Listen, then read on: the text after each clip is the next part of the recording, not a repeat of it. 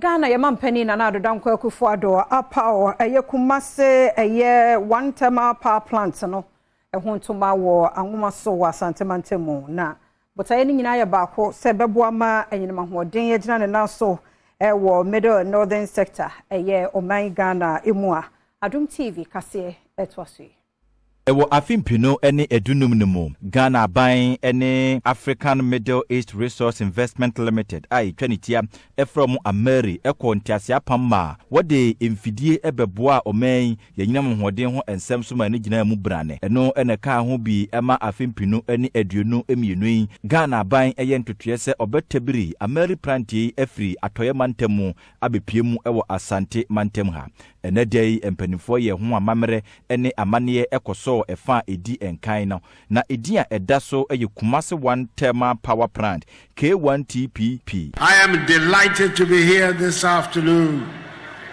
to commission the first phase of the Awomaso 1 thermal power station with a total installed capacity of 150 megawatts located here at Awomaso.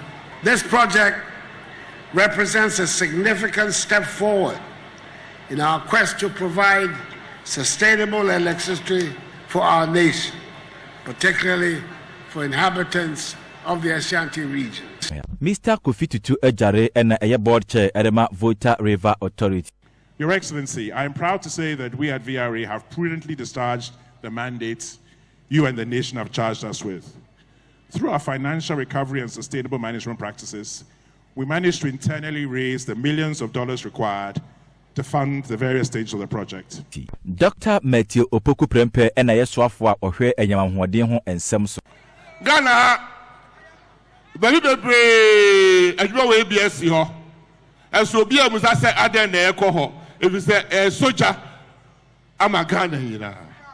Esi wa akosombo Kwame Nkrumah breso. Esi wa akuse champion abreso. Ebua esi wo bui Prez Akufo Addo. Esi ewo takrade President Rollins abreso. Ade na Adom Akufo Addo de esi de Kumasi a o se Kumasi fo ade na ye bie. There be Amansan Chiame Kwadwo bi mreku amanebo Asante mantem.